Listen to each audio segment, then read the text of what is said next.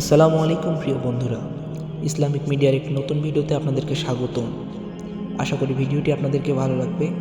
যদি ভালো লাগে তাহলে নতুন ভিডিও পেতে অবশ্যই চ্যানেলটি সাবস্ক্রাইব করে পাশে থাকবেন। ধন্যবাদ। বৃন্দ, আজকের ভিডিওতে আমরা জানব যে নবীজির লাশ কিভাবে চুরি করার জন্য বিভ্রান্ত চেষ্টা করেছিল, তা আর একটি ঘটনা। চারদিক নীরব নিস্তব্ধ, কোথাও কোনো সারা শব্দ নেই। এইদিকে সুলতান নুরুদ্দিন জাহাঙ্গীর তাহাজ্জুদ নামাজ আদায় করে ঘুমিয়ে পড়ছেন। এমতা অবস্থায় হঠাৎ তিনি স্বপ্নে দেখলেন স্বয়ং বিশ্বনবী সাল্লাল্লাহু আলাইহি ওয়াসাল্লাম তার কামরায় এসে উপস্থিত হয়েছেন। তিনি কোনো ভূমিকা ছাড়াই দুইজন নীল চক্ষু বিশিষ্ট লোকদের দিকে ইঙ্গিত করে বললেন, হে নুরুদ্দিন মাহমুদ, এরা দুজন আমাকে খুবই বিরক্ত করছে। এই দুইজন থেকে তুমি আমাকে মুক্ত করো। এই ভয়াবহ স্বপ্ন দেখে নুরুদ্দিন জাহাঙ্গীর রহমতুল্লাহ আলাইহি অত্যন্ত বিমর্ষ হয়ে পড়লেন। ঘুম থেকে উঠেই ঘরের মধ্যে পায়চারি করতে লাগলেন। সাথে সাথে তার মাথায় বিভিন্ন চিন্তা ঘুরপাক খেতে লাগল। তার হৃদয়ে অনেক প্রশ্ন জন্ম নিল। হাজার রকম প্রশ্ন ভাবতে লাগলেন। আল্লাহর রাসূল তো এখন কবরের জীবনে, তার সাথে কারা ষড়যন্ত্র করতে পারে? কি হতে পারে তাদের চক্রান্তের স্বরূপ? তারা কি রাসূল সাল্লাল্লাহু আলাইহি সাল্লামকে ক্ষতি করতে চায়? তারা কি চায় পরজীবনে নবীজির সাথে ষড়যন্ত্রে লিপ্ত হতে? তাছাড়া আমাকে দুজন ইহুদির চেহারা দেখানো হলো। শয়তান তো আল্লাহর নবীর রূপ নিতে পারে না। তাহলে কি আমি সত্যিই স্বপ্নে দেখেছি? এই সব ভাবতে ভাবতে সুলতান নুরুদ্দিন অস্থির হয়ে পড়লেন। তিনি অজু গোসল সেরে আবার 2 রাকাত নামাজ আদায় করলেন। তারপর মহান আল্লাহর দরবারে কান্নাকাটি করে অনেকক্ষণ মোনাজাত করলেন। কারণ তার সাথে তখন এমন কেউ ছিল না যার সাথে তিনি পরামর্শ করতে পারেন। আবার এই স্বপ্ন এমনও নয় যা সকলের সাথে শেয়ার করা যায়। অবশেষে তিনি আবারও বিছানায় শুয়ে পড়লেন। দীর্ঘ সময় পর যখন একটু ঘুম এলো, তিনি আবারও বিশ্বনবী সাল্লাল্লাহু আলাইহি ওয়াসাল্লামকে স্বপ্নে দেখলেন। নবীজি বললেন, হে নুরুদ্দিন মাহমুদ, এই দুইজন থেকে আমাকে মুক্ত করো, এরা আমাকে খুবই বিরক্ত করছে। এবার সুলতান বিছানা থেকে উঠে বসলেন। কোথায় যাবেন, কি করবেন কিছুই বুঝে উঠতে পারলেন না। তিনি আবার গোসল করে নামাজে দাঁড়ালেন। বিমর্ষ অবস্থায় 2 রাকাত নামাজ পড়লেন। অনেকক্ষণ কাঁদলেন আর আল্লাহর কাছে দোয়া করলেন। এভাবে অনেক সময় পার হয়ে গেল। রাত তখনও বাকি। সমগ্র পৃথিবী যেন একটি বিপদের সামনে দাঁড়িয়ে নীরব হয়ে গিয়েছে। কি এক মহা বিপর্যয় যেন পৃথিবীর বুকে ঘটতে চলেছে।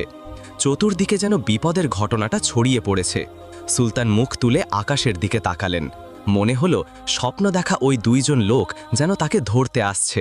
তিনি সেই চেহারা দুইটোকে হৃদয় থেকে সরাতে চাইলেন, কিন্তু কিছুতেই পারলেন না। শেষমেশ তিনি আবার তন্দ্রাচ্ছন্ন হয়ে শুয়ে পড়লেন। এবার তৃতীয়বার তিনি স্বপ্নে দেখলেন বিশ্বনবী সাল্লাল্লাহু আলাইহি ওয়াসাল্লাম আবারও বলছেন, এই দুইজন থেকে আমাকে মুক্ত করো, এরা আমাকে খুবই বিরক্ত করছে। এইবার সুলতান কাঁদতে কাঁদতে বিছানা ছেড়ে উঠলেন। এবার তার মধ্যে ধীর বিশ্বাস জন্মালো, নিশ্চয়ই রোজা মোবারক বড় কোনো বিপদের মধ্যে পড়েছে। তিনি দ্রুত গোসল করে ফজরের নামাজ আদায় করলেন। নামাজ শেষে প্রধানমন্ত্রী জামাল উদ্দিনের কাছে গিয়ে গোপনীয়তা রক্ষার প্রতিশ্রুতি নিয়ে স্বপ্নের বিস্তারিত বিবরণ দিলেন এবং বললেন, এই মুহূর্তে কি করা যায় সে এই ব্যাপারে পরামর্শ চাইলেন। তখন জালালউদ্দিন রহমাতুল্লাহ আলাইহি স্বপ্নের বৃত্তান্ত অবগত হয়ে বললেন, হুজুর, আপনি এখনও বসে আছেন। নিশ্চয়ই প্রিয় নবী সাল্লাল্লাহু আলাইহি ওয়াসাল্লামের রওজা মোবারক কোনো কঠিন বিপদের সম্মুখীন হয়েছে। তাই এই বিপদ থেকে উদ্ধার করার জন্য বারবার তিনি আপনাকে স্মরণ করছে। অতএব আমার পরামর্শ হলো, আপনি সময় নষ্ট না করে অতি দ্রুত মদিনার পথে অগ্রসর হন। পরামর্শ পেয়ে সুলতান নুরুদ্দিন জাহাঙ্গীর আর কাল বিলম্ব করলেন না। তিনি 16,000 দ্রুতগামী অন্য বিপুল ধন সম্পদ নিয়ে বাগদাদ থেকে মদিনা অভিমুখে রওনা হলেন। রাত দিন লাগাতার সফর করে 17তম দিনে তারা মদিনা শরীফে এসেও পৌঁছালেন। অতএব সৈন্যবাহিনী সহ 2 রাকাত নফল নামাজ আদায় করে দীর্ঘ সময় ধরে মোনাজাত করলেন। অতএব সুলতান তার সৈন্যবাহিনী দ্বারা সম্পূর্ণ মদিনা শহর ঘেরাও করে ফেললেন এবং তিনি গোটা শহরে আদেশ জারি করে দিলেন যে বাইরে লোক মদিনায় আসতে পারবে না, কিন্তু সাবধান, মদিনা থেকে কোনো লোক যাতে বাইরে যেতে না পারে। অতএব নুরুদ্দিন জাহাঙ্গীর রহমাতুল্লাহ আলাই জুমার নামাজের খুতবা প্রদান করলেন। তাতে তিনি ঘোষণা দিলেন, আমি পুরো মদিনাবাসীকে দাওয়াত দিয়ে একবেলা খানা খাওয়াতে চাই। আমার অভিলাষ সকলেই যেন এই দাওয়াতে অংশগ্রহণ করে। অতপর সুলতান মদিনাবাসীকে আপ্যায়নের জন্য বিশাল আয়োজন করলেন এবং প্রত্যেকের নিকট অনুরোধ করলেন মদিনায় কোনো লোক যেন এই দাওয়াত থেকে বঞ্চিত না হয়। নির্ধারিত সময়ে খাওয়া দাওয়া শুরু হলো। প্রত্যেকেই তৃপ্ত সহকারে খানা খেয়েছিল। এছাড়াও যারা দূর দূরান্ত থেকে আসতে পারেনি তাদেরকে শেষ পর্যন্ত ঘোড়া ও গাধার পিঠে চড়ে আনা হলো। এভাবে প্রায় 15 দিন পর্যন্ত অগণিত লোক দাওয়াতে শরিক হলো। অতপর সুলতান জিজ্ঞাসা করলেন, আরও কি কেউ অবশিষ্ট আছে? কি থাকলে তাদেরকেও ডেকে আনো। তখন লোকেরা সুলতানকে অবগত করে বলল, হে সুলতান, আর কোনো লোক দাওয়াতে আসতে বাকি নেই, সমস্ত মদিনাবাসী দাওয়াতে উপস্থিত হয়েছে। এই কথা শুনে সুলতান সীমাহীন অস্থির হয়ে পড়লেন। চিন্তার অতুল সাগরে তিনি হারিয়ে গেলেন।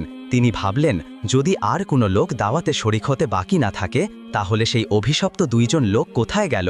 আমি তো দাওয়াতে শরিক হওয়া প্রত্যেকটি লোককে অত্যন্ত গভীরভাবে পর্যবেক্ষণ করেছি, কিন্তু কারো চেহারায় তো স্বপ্ন দেখা লোক দুটোর চেহারার সাথে মিলল না। তাহলে কি আমার মিশন ব্যর্থ হবে? আমি কি ওই কুচকটি লোক দুটোকে গ্রেফতার করে দৃষ্টান্তমূলক শাস্তি দিতে সক্ষম হব না? এই সব চিন্তায় বেশ কিছুক্ষণে তিনি ডুবে রইলেন। তারপর আবারও তিনি নতুন করে ঘোষণা করলেন, আমার দৃঢ় বিশ্বাস মদিনার সকল লোকদের দাওয়াত খাওয়া এখনও শেষ হয়নি। অতএব সবাইকে আবার অনুরোধ করা যাচ্ছে যে যারা এখনও দাওয়াত খেতে আসেনি তাদেরকে যেন অনুসন্ধান করে দাওয়াতে শরিক করা হয়। এই কথা শুনে মদিনাবাসী সকলেই এক বাক্যে বলে উঠল, হুজুর, মদিনার আশেপাশে এমন কোনো লোক বাকি নেই যারা আপনার দাওয়াতে অংশগ্রহণ করেনি। তখন সুলতান নুরুদ্দিন জাহাঙ্গীর বুলিশ কণ্ঠে বললেন, আমি যা বলেছি ঠিকই বলেছি, আপনারা ভালোভাবে অনুসন্ধান করুন। সুলতানের এই আত্মবিশ্বাস দেখে অগণিত জনতার মধ্য থেকে এক ব্যক্তি হঠাৎ করে বলে উঠল, হুজুর, আমার জানা মতে 2 জন লোক সম্ভবত এখনও বাকি আছে। তারা আল্লাহ তাআলার বুজুর্গ মানুষ, জীবনে কখনো কারো কাছ থেকে হাদিয়া গ্রহণ করে না, এমনকি কারো দাওয়াতেও শরিক হয় না। তারা আল্লাহ তাআলার বুজুর্গ মানুষ, তারা জীবনে কখনো কারো কাছ থেকে হাদিয়া গ্রহণ করে না, এমনকি কারো দাওয়াতেও শরিক হয় না। এরা লোকদেরকে অনেক দান খয়রাত করেন। নীরবতা তারা অধিক পছন্দ করেন। লোক সমাজে উপস্থিত হওয়া মোটেও তারা ভালোবাসেন না। লোকটির বক্তব্য শুনে সুলতানের চেহারায় যেন বিদ্যুৎ চমকেছিল। তিনি কাল বিলম্ব না করে কয়েকজন লোক সহকারে সেই লোক দুটোর বাসস্থলে গিয়ে উপস্থিত হলেন।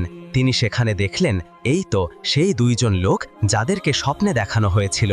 তাদেরকে দেখে সুলতানের 2 চোখ রক্তবর্ণ ধারণ করল। তিনি জিজ্ঞাসা করলেন, কে তোমরা? কোথা থেকে এসেছো? তোমরা সুলতানের দাওয়াতে শরিক হলে না কেন? তখন লোক 2টি নিজের পরিচয় গোপন করে বলল, আমরা মুসাফির মানুষ, হজের উদ্দেশ্যে মক্কায় এসেছিলাম। হজের কাজ শেষ করে জিয়ারতের উদ্দেশ্যে রওজা শরীফে এসেছি, কিন্তু প্রিয় নবী সাল্লাল্লাহু আলাইহি ওয়াসাল্লামের প্রেমে আত্মহারা হয়ে ফিরে যেতে মন চাইল না। তাই বাকি জীবন রওজার পাশে কাটিয়ে দিতে চাই, এখানেই রয়ে যেতে চাই। আমরা কারো দাওয়াত গ্রহণ করি না। এক আল্লাহর ওপর আমাদের পূর্ণ আস্থা। আমরা তারই ওপর নির্ভরশীল। ইবাদত, জিয়ারত এবং পরকালের চিন্তায় বিভর থাকায় আমাদের কাজ পবিত্র কোরআন তেলাওয়াত, নফল নামাজ, ওয়াজিব নামাজ। আমাদের সময় শেষ হয়ে যায়, সুতরাং দাওয়াত খাওয়ার সময় কোথায়? তখন উপস্থিত জনগণ তাদের পক্ষ হয়ে বলল, হুজুর, এরা দীর্ঘদিন যাবৎ এখানে অবস্থান করেছে, এদের মতো ভালো মানুষ আর হয় না।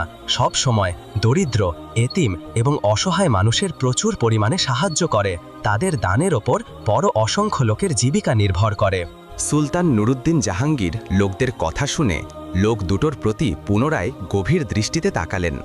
অত্যন্ত সূক্ষ্মভাবে তাদের পা থেকে মাথা পর্যন্ত পর্যবেক্ষণ করলেন। এতে আবারও তিনি নিশ্চিত হলেন যে এরা তারাই যাদেরকে তিনি স্বপ্নে দেখেছিলেন। এবার সুলতান গভীর স্বরে তাদেরকে বললেন, সত্য কথা বলো, তোমরা কে, কেন এবং কি উদ্দেশ্যে এখানে অবস্থান করেছ? কিন্তু এবারও তারা পূর্বের কথা পুনরাবৃত্তি করে বললেন, আমরা পশ্চিম দেশ থেকে পবিত্র হজ পালনের জন্য এখানে এসেছি। রাসূলুল্লাহ সাল্লাল্লাহু আলাইহি ওয়াসাল্লাম আমাদের একমাত্র লক্ষ্য, এই উদ্দেশ্যে আমরা এখানে অবস্থান করছি। সুলতান এবার কারো কথায় কান না দিয়ে তাদেরকে সেখানে আটক রাখার নির্দেশ দিলেন, অথবা তিনি স্বয়ং তাদের থাকার জায়গায় গিয়ে খুব ভালো করে অনুসন্ধান চালালেন। সেখানে অনেক মাল সম্পদ পাওয়া গেল এবং পাওয়া গেল বহু দুর্লভ কিতাবপত্র, কিন্তু এমন কোনো জিনিস পাওয়া গেল না যার দ্বারা স্বপ্নের বিষয়ে কোনো প্রকার সহায়তা হয়। সুতরাং নুরুদ্দিন জাহাঙ্গীর অত্যাধিক পেরেশানি হয়ে পড়লেন।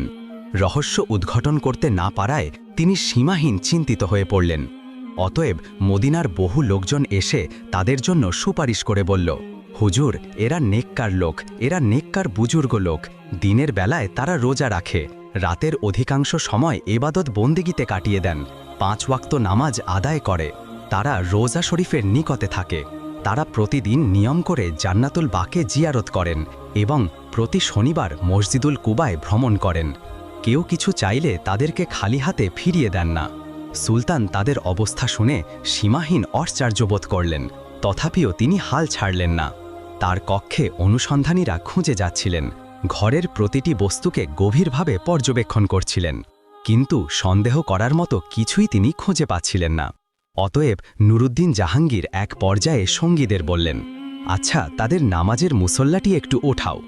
এই নির্দেশ পাওয়া মাত্রই যখন তারা নামাজের মুসল্লাটি তুলে ফেলল, তখন মুসল্লার নিচ থেকে একটি ছাঁটাই বের হল। তখন সুলতান আবারও নির্দেশ দিলেন, এই ছাঁটাইটিকেও সরিয়ে ফেল। ছাঁটাই সরানোর পর দেখা গেল একখানা বিশাল পাথর। সুলতানের নির্দেশে তাও সরানো হলো। এবার পাওয়া গেল এমন একটি সুড়ঙ্গ পথ যা বহু দূর পর্যন্ত চলে গেছে, এমনকি তা পৌঁছে গেছে নবীজির রওজা শরীফের অতি নিকটে।